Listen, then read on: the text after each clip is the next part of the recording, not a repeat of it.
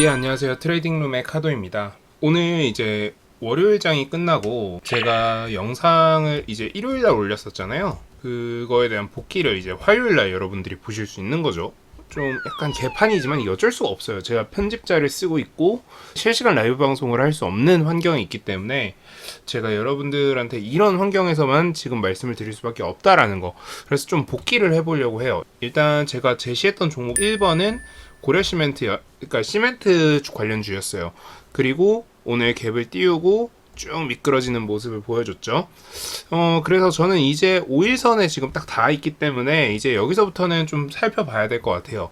여기서 이렇게 반등을 할 가능성이 있고요. 두 번째로는 여기서 이렇게 죽였다가 올릴 가능성이 있어요. 사실 제가 봤을 때 여기서 빼봐야 여기까지 빼는 건 일단 무리고요. 빼봐야 한 요 정도 라인까지 빼지 않을까 싶어요. 그래서 제가 여기까지는 기다린다라고 말씀을 드렸었으니까 사실 지금 저는 기다리고 있고요. 매수 타점만 준다면 매수를 해볼 만하다, 이렇게 판단하고 있습니다. 그리고 두 번째 종목으로 이제 KPF도 제가 말씀을 드렸었는데 KPF가 갭으로 뜰 거다라고 말씀을 드렸었고, 마찬가지로 갭을 띄우고 이제 빠질 가능성이 있다라고 말씀을 드렸었는데 실제로 빠지면서 좀 이제 자리를 만들어주고 있는 모습을 보여주고 있어요. 그런데 지금 당장 들어갈 만해 보이진 않으니까 조금 기다려 보시면 좋을 것 같고요. 그리고 다음으로 TJ 미디어 같은 리오프닝 관련주는 투매가 나올 가능성이 있다. 이건 이제 매도세가 좀 강할 수도 있다. 말씀드렸던 그대로 7% 정도 빠지는 모습을 보여줬고요. 근데 리오프닝이 똑같은 리오프닝인데 아이패밀리 SC 같은 경우에는 이거는 제가 말씀드렸어요. 화장품이라고. 이거는 언제까지? 한 2주 정도 여유가 있어요. 그러니까 아직 조금 더 추가 상승세를 보여줄 수 있을 정도로 느낌이 있고요. 그러니까 1.69% 정도 오늘 상승하면서 마감했고, 높을 때는 3%, 4%까지도 올라갔었다. 거기다가 거래량도 지금 어느 정도 안정적인 위치에 있기 때문에 나쁘지 않다 정도로 말씀을 드릴 수 있을 것 같고요. 추가적으로 제가 오늘 로봇주도 말씀을 드렸었어요. 로봇주 같은 경우에 지금 오늘 실질적으로 주가는 빠지는 것으로 마감이 되었지만, 오늘 주가가 빠진 상태로 시작해서 말아 올리면서 2에서 3% 정도 수익 구간을 줬었거든요. 하지만 요거는 장기 테마로 보는 게 맞기 때문에 사실 얘네들이 이제 이동평균선에 모일 거예요. 요 부분에서 여기서 이제 모일 텐데, 얘는 올라오고 얘는 내려오고 얘는 여기서 이제 횡보하면서 이제 모일 텐데, 이때부터 이제 어디로 튀느냐가 좀 중요할 것 같아요. 여기서 이제 위로 튀려면 사실 기간이 앞으로 한 1, 2주 정도 좀 기간이 있어야 되는데, 일주일 안에 튀어준다라고 하면 좀 세게 튀을 가능성이 높으니까 좀 관심을 가져보셔야 될 것 같고요. 그리고 제가 또 말씀드렸던 종목 무림 SP, 이것도 살펴보라고 말씀드렸었는데 말씀드렸던 대로 오늘 튀어오르면서 마무리가 됐습니다. 그리고 위에 윗꼬리를 달았기 때문에 사실 요거 이제 거래량만 터져준다라고 하면은 제대로 뚫어서 아마 4,500원에서 5,000원 사이 정도까지는 올라가지 않을까, 요런 생각을 하면서 오늘 매매를 하셔야 됐었고요. 추가적으로 한솔 로지스틱스도 제가 좀 살펴보라고 말씀드렸어요. 물류 관련주는 좀 살펴보셔야 된다라고 말씀드렸었는데 오늘 아랫꼬리 길게 달면서 말아 올리면서 전고점 이제 트라이를 했고요. 여기 전고점 트라이 했고, 다음 고점은 4,750원까지는 열려있다. 4,750원 다음은 5,700원이기 때문에 만약에 4,750원까지 뚫어낸다면 사실 여러분들은 홀딩하고 계셔야 돼요. 남은 물량은 무조건 홀딩 하셔야 된다라는 겁니다. 그래서 지금 제가 말씀드렸던 종목들에 대해서는 한번 피드백이 들어갔고요. 놀랍게도 제가 지금 좀 당황스러운 건데 제가 말했던 그대로 되고 있어요. 그래서 어라? 잠깐만, 나 뭐지? 약간 이런 느낌이 들어요. 그런데 사실 제가 여러분들한테는 항상 말씀드리지만 저는 여러분들한테 물고기를 잡아주는 사람이 되고 싶지 않다라고 말씀을 드렸어요. 저는 여러분들한테 방법론적인 걸 알려드리고 싶다라고 말씀을 드렸었습니다. 그래서 오늘도 좀 설명을 드릴 게 뭐냐면요, 여러분들이 앞으로 어떤 매매를 하셔야 되는지에 대해서 좀 얘기를 해보려고 해요. 사실 지금 가장 중요한 이슈는요, 천연가스 이슈가 있고요. 천연가스가 전고점 돌파했다는 이슈가 있고요. 두 번째로는 지금 곡물이랑 뭐 사료 이런 애들이 지금 오르고 있다라는 얘기가 있어요. 그래서 닭고기 가격이 올랐다. 그러니까 인플레 관련이죠. 그리고 마찬가지로 돼지 가격이 올랐다. 이런 얘기들이 있어요. 그래서 사실 이쪽이 지금 좀 주목을 받고 있는데, 이런 상대적으로 우리가 좀 주목을 덜 받고 있는 애들을 봐야 돼요. 뭐가 있죠? 지금 여기서는 소, 그리고 또 수산물이 있습니다. 근데 사실 손은요 더럽게 비싸요. 인플레로 인해서 가격이 상승하고 있는데 거기서 추가 상승을 해버리면요 우린 이걸 못 먹어요. 그러면 얘는 의미가 없어져. 그럼 실제로 제일 의미가 있는 건 뭐냐? 수산물이 될 가능성이 높아요. 단기적으로는 얘네들이 올랐지만 중장기적으로는 이쪽으로 수급이 언젠가 한번 옮겨올 거예요.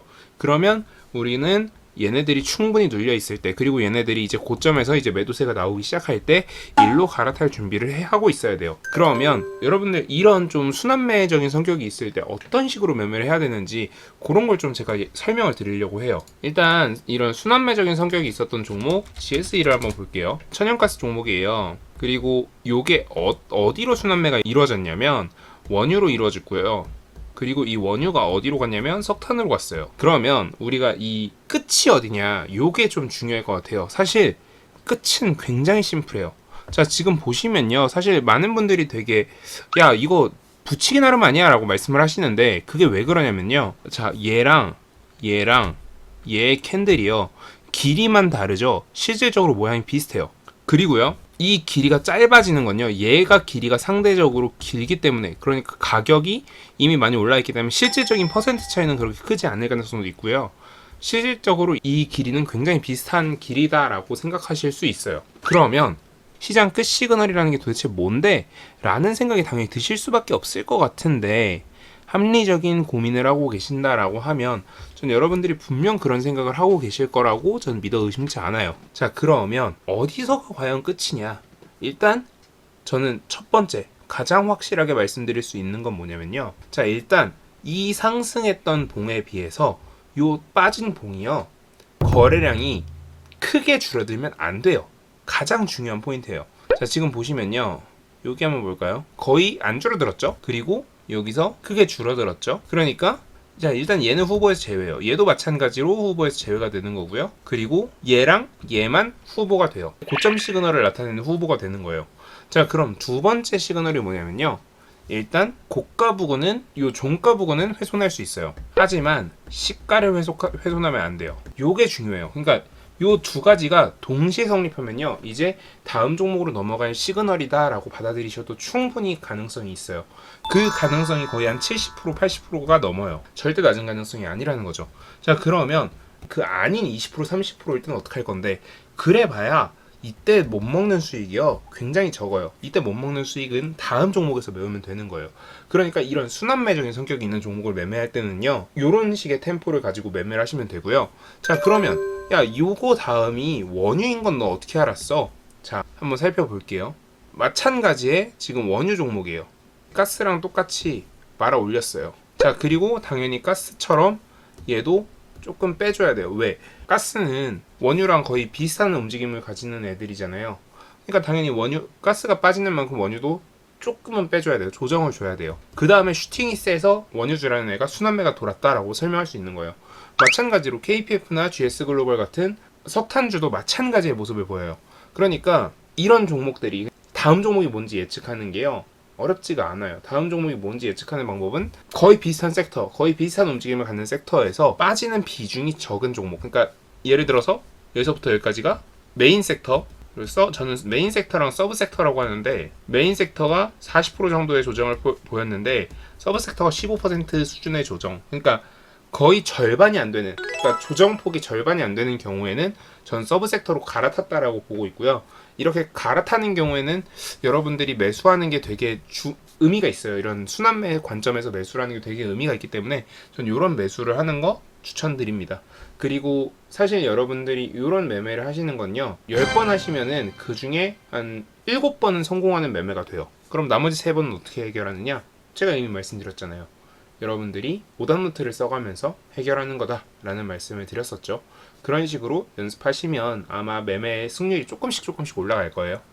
네, 오늘 영상은 이 정도로 마무리하고요. 오늘 영상 여러분 도움되셨다면 구독, 좋아요, 알림 설정 부탁드립니다. 그리고 여러분들 이 영상을 꼭 다른 분들한테 추천해 주시면 저한테 좀 큰 도움이 될 것 같아요. 네, 오늘 영상 이 정도로 마무리하겠습니다. 감사합니다. 지금까지 트레이딩룸의 카도였습니다.